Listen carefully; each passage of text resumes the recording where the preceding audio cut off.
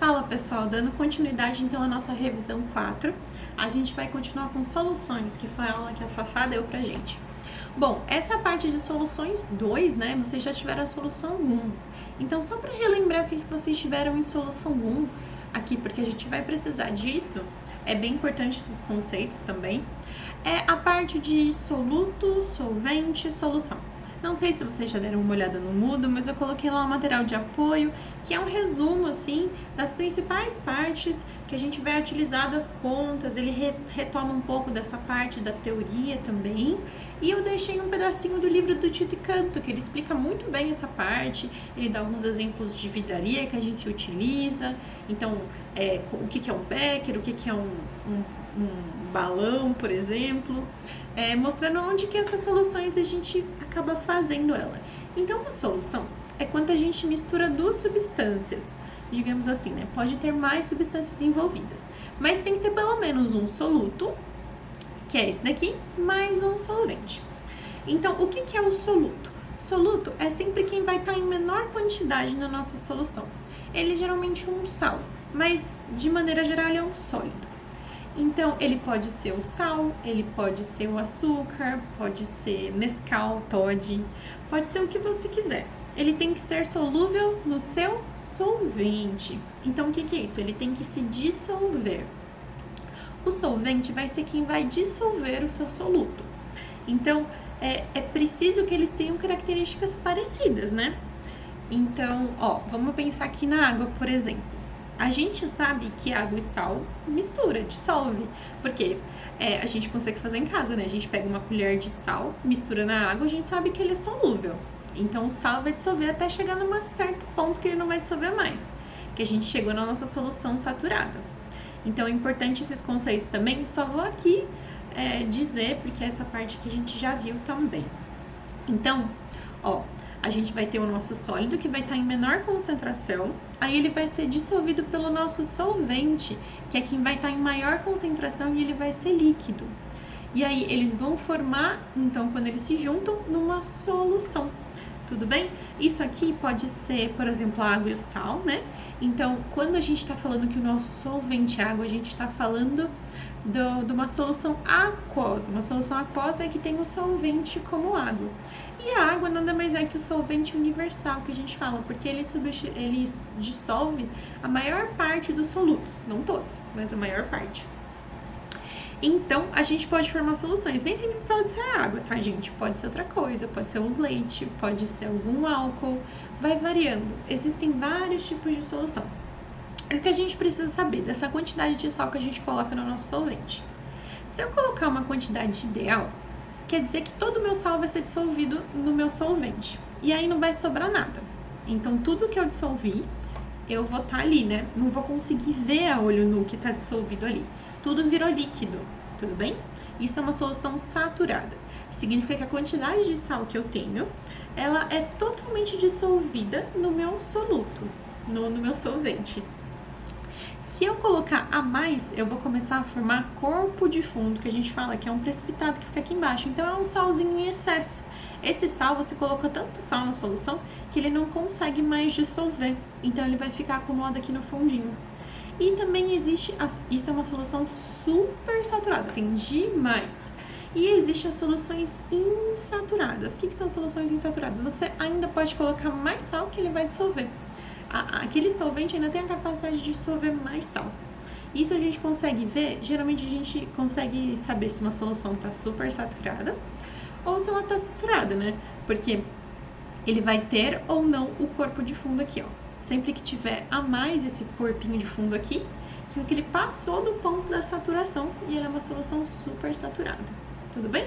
Só relembrando esses conceitos de soluções 1, então, e a gente vai partir para soluções 2, que a Fafá conversou, eu achei bem legal, ela fez 2 exercícios com vocês do Enem, que é de cálculos com soluções. Então, tirando essa parte do resumo, eu deixei ali no fim um mapa mental. Esse daqui não fui eu que fiz, eu achei na internet mesmo. Aqui, a nossa fonte é um Med Rabiscos, e ele deixou aqui pra gente as principais coisas. Vocês não precisam, de todos que estão aqui, mas eu achei bem legal que ele fala da maior parte que a gente revisou com vocês. Então, o que é uma concentração? a definição dele tá aqui, ó. A definição é a quantidade de soluto, então, do meu sal, que eu tenho menor quantidade, dividido pelo meu solvente, que é o que eu tenho maior quantidade. Então, eu consigo saber quanto que eu tenho do meu soluto, do meu sal, num certo volume, tudo bem? E assim eu consigo reproduzir. Se eu souber sempre a quantidade que eu peso de sal e a quantidade que eu coloquei de líquido, eu consigo ir lá e fazer de novo.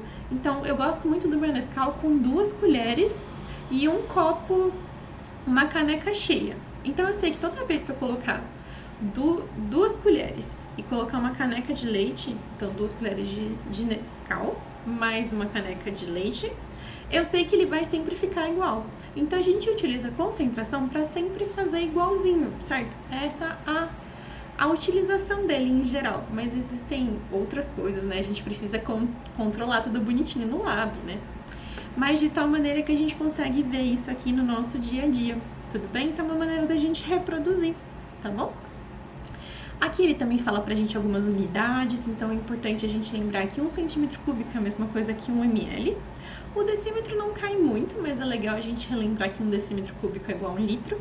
E 1 metro cúbico é igual a 1000 litros. Esse aqui vira e mexe, cai e a gente precisa converter, tá bom? Então, alguns conceitos que a gente trabalhou, que a Fafá trabalhou com vocês, que tem na lista bastante, a gente deixou lá, tem a lista de exercícios com a resolução no fim, tudo bem? E aí vocês podem tirar dúvidas, se tiver também, pode vir pelo WhatsApp, chama no Zap. Bom, a gente utiliza mais, por exemplo, o que a gente utiliza vai ser a massa pelo volume. Então, sempre vai ser grama em cima e volume embaixo, tudo bem? Então, essa concentração que a gente utiliza mais é a molaridade. É quando eu estou representando em mols a concentração da minha solução. Então, é quantos mols eu tenho por litro. Eu posso falar em gramas por litro, eu posso falar em mols por litro.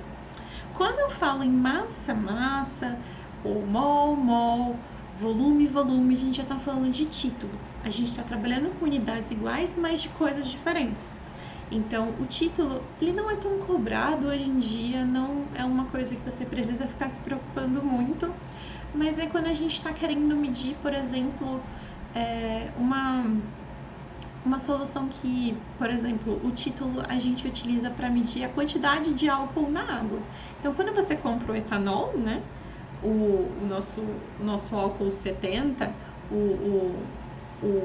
aquela bolinha GL, né, aquele grau, ele é um título. Então, a quantidade que eu tenho de álcool na minha água, tudo bem? Não precisa ficar se preocupando com o título, mas a gente deixou lá, caso vocês queiram dar uma olhadinha nisso. O que às vezes acaba caindo é ppm. É quando a gente tem uma concentração bem baixinha, e aí a gente utiliza uma parte em 1 milhão. E existe também o ppb, que é uma parte em 1 bilhão. É esse mesmo nome, gente, não tem pegadinha nenhuma. É ppm porque é partes por milhão e ppb porque é partes por bilhão. Então, se a gente está falando de uma concentração de um sal, de algum gás muito pequenininha, a gente fala que tem tipo 1 grama em 1 milhão de gramas. Então, a gente consegue falar que se é 1 ppm, é 1 grama em 1 milhão. 2 ppm, 2 gramas em 1 milhão. Tudo bem? Então, essa é só uma medida que a gente deixou como convenção, né? Deixou dessa maneira pra ficar mais fácil de calcular, pra ficar mais fácil de falar também, porque imagina, você tem que ir falando um monte de número pequenininho, porque é 0,0000, tá bom? É bem pequeno. Aí, o que eu fiz, gente? Essa parte aqui, dá uma olhadinha lá no resumo, dá uma olhadinha, se vocês tiverem qualquer dúvida dessa parte do mapa mental também, a gente explica de novo. Vai ter a live amanhã, vocês podem tirar suas dúvidas e a gente selecionou alguns exercícios da revisão final da lista. Mas, só pra gente revisar aqui essa parte, eu selecionei um exercício para vocês da parte de soluções. Então, quando você for lá no Moodle e tiver essa parte de soluções 2, cálculos com soluções, é dessa lista que eu tirei esse exercício, tá bom? Então, eu peguei o exercício 6 da FUVEST pra gente. Ele fala assim, ó. Considere 2 latas do mesmo refrigerante. Uma na versão diet, chique, e a outra na versão comum. Ambas contêm um volume de líquido de 300 ml. Ó, gente, toda vez que ele me dá uma informação, eu acho muito importante a gente sublinhar, circular, porque às vezes tem muito texto, olha aqui. Tem muito texto e a gente acaba se perdendo. Então, faz aqui uma anotação para você não perder essa informação, ó. Mesmo volume de líquido, 300 ml. E tem a mesma massa quando vazias, mesma massa. A composição do refrigerante é a mesma em ambas, exceto por uma diferença. A versão comum contém uma certa quantidade de açúcar, enquanto a versão diet não contém açúcar. E aí ele fala assim, apenas massa desprezível de um adoçante artificial. Então a gente nem está considerando aqui essa diferença que ele tem, porque assim, o meu refri normal tem açúcar e o meu refri diet não tem açúcar. A diferença entre eles é o açúcar. E na verdade, o diet ele tem o açúcar. Só que geralmente é o stevia, né? O adoçante artificial. E aí ele tá falando pra gente desprezar essa massa. Então toda a diferença que tem é só açúcar, desconsidera o adoçante. É isso que ele tá querendo dizer, tá bom? Aí ele fala, pesando-se 2 latas fechadas do refrigerante, foram obtidos os seguintes resultados. Então, ó, o refri comum pesa 331,2 gramas, ó, então aqui tá gramas. E o refri diet pesa 316,2. Aí ele fala, por esses dados, pode-se concluir que a concentração em gramas por litro de açúcar no refri comum é de aproximadamente... Bom, gente, então, ó, lembra que aqui no enunciado ele falou pra gente que a única diferença que tem entre eles é o açúcar? Então, essa diferença que eu tenho de massa entre eles vai ser a quantidade de açúcar, tudo bem? Vamos partir desse ponto? Então, vamos lá. Quanto que é a massa de açúcar? É a massa do meu refri comum menos do meu refri diet, porque eu tenho tudo no meu refri comum, o açúcar incluso, e a única diferença é que o refri diet não tem. Então, essa massa de diferença deles vai ser a quantidade de açúcar. Então, eu peguei o primeiro valor, tirei o segundo, ficamos com 15 gramas. Mas foi isso que ele pediu? Não, não foi isso que ele pediu. Ele pediu a concentração em gramas por litro de açúcar no refri comum. A gente sabe a massa de açúcar no refri comum. Então, o que acontece? A gente sabe que tem 15 gramas em uma latinha. E uma latinha, ela tem 300 ml, certo? Mas ele quer saber em gramas por litro. Então, ele quer saber qual é a massa que a gente tem em 1 litro de refri. Então, como é que a gente vai fazer? Uma regrinha de 3. A gente sabe, então, que 15 gramas de açúcar é em 0,3 litros de refri. Ó, eu só converti para litro para ficar mais fácil. A gente sabe que 300 ml é a mesma coisa que 0,3 litros, porque 1 litro é igual a 1.000 ml, tudo bem? Caso você fique com alguma dúvida, alguma dificuldade, faz o passo a passo, tá tranquilo, ó. 1 litro, 1.000 ml. 300 ml, X. Então, vamos lá, você vai fazer 300 ml vezes 1, dividido por 100, tá bem? Então, vai dar no fim a nossa resposta, que é 0,3 litros, tá bom? Qualquer coisa, se tiver dificuldade, me chama no zap que a gente resolve isso juntos.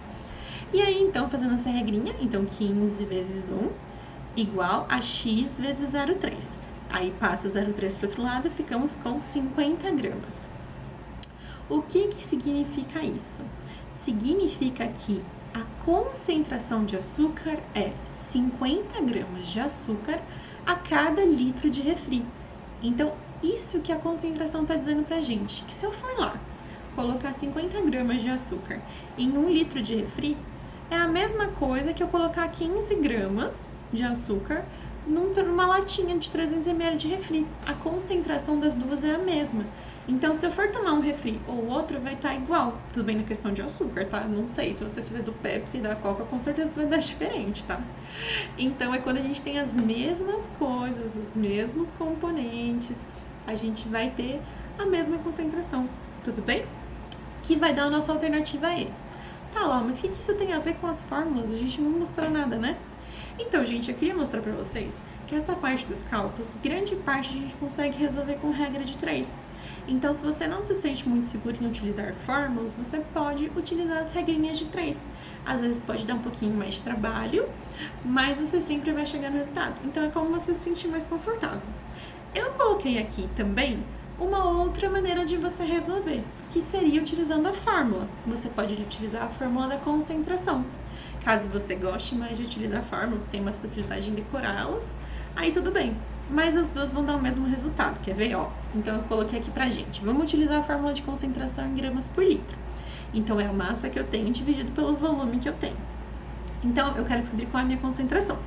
A massa que eu tenho é 15 gramas, certo? Isso aqui a gente precisava fazer, um menos o outro, nos dois jeitos. E aí ia dar 15 gramas. E o volume que eu tenho, como eu quero em gramas por litro, eu preciso deixar essa unidade quando eu for aplicar na fórmula, né? Para dar a resposta correta. 0,3 litros. Então, colocando 15 dividido por 0,3, a gente também chega em 50 gramas por litro. Aí aqui você só aplicou uma formulinha ao invés de ter que fazer a regrinha de 3, tudo bem? Então, você também chegou na resposta de que temos 50 gramas de açúcar a cada litro de refri. Então, ele é um método alternativo.